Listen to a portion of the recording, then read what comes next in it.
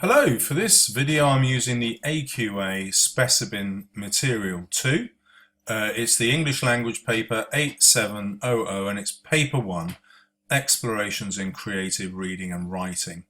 And today's question is number 2.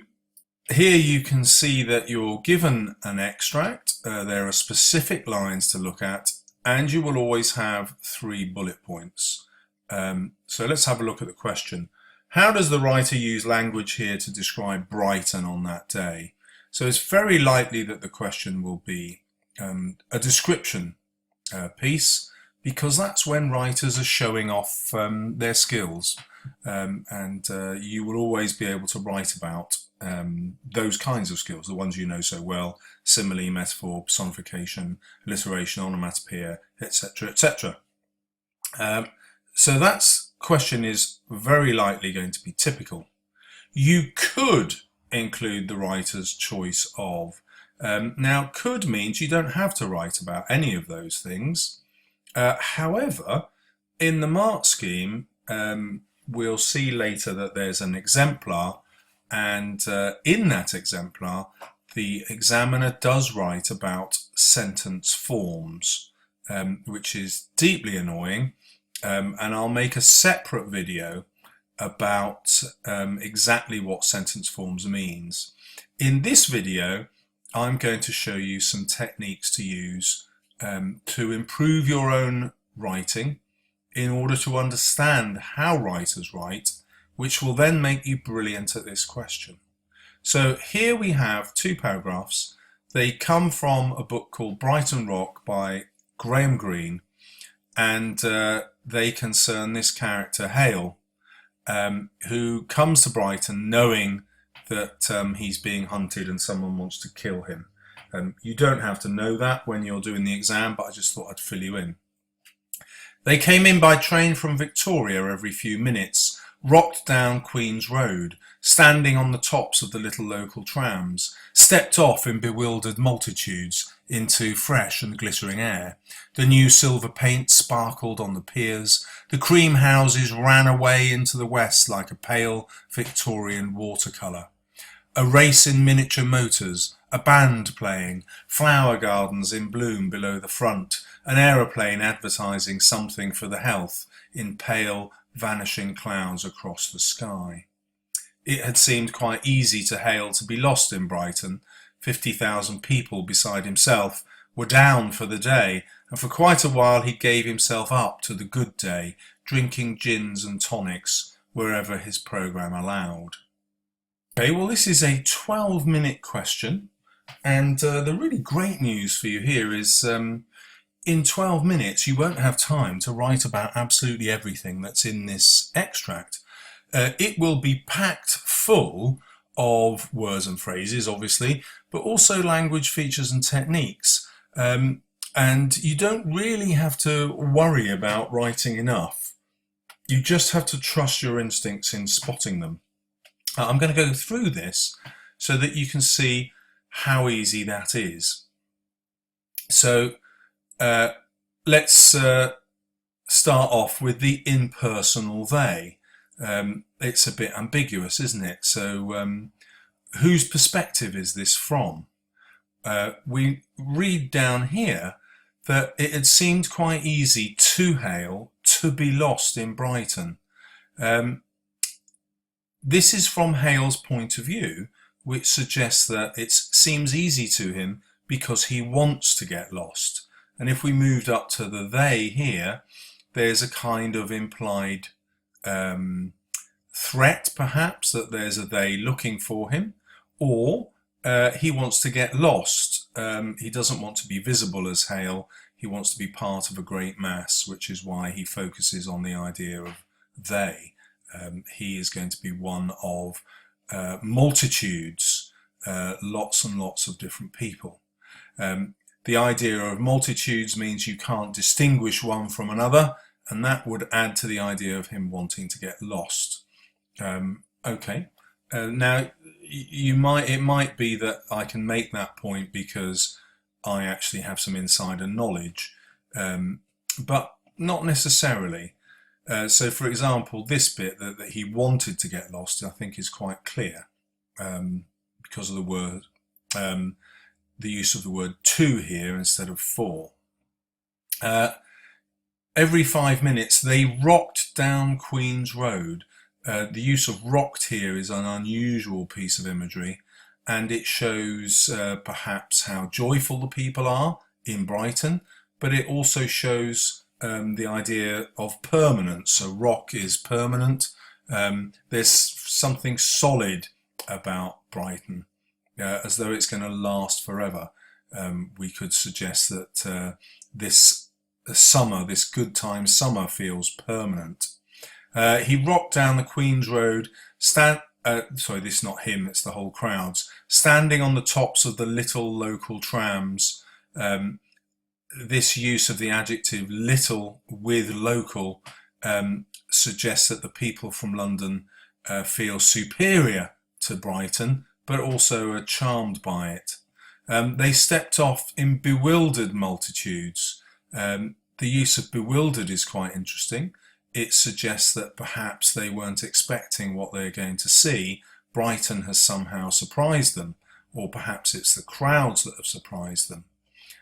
So that adjective again adds a lot to the description. Into fresh and glittering air. So although they had a slightly patronising view, where Brighton was little and local, reflected in their trams, now the air is glittering, as though it's perhaps more alive than London, or more special. We might associate glittering with, the sparkling of something precious like a jewel.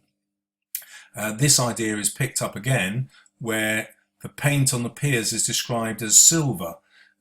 So we get this idea of Brighton being a kind of precious place, somewhere that's going to give them a lot of pleasure away from London.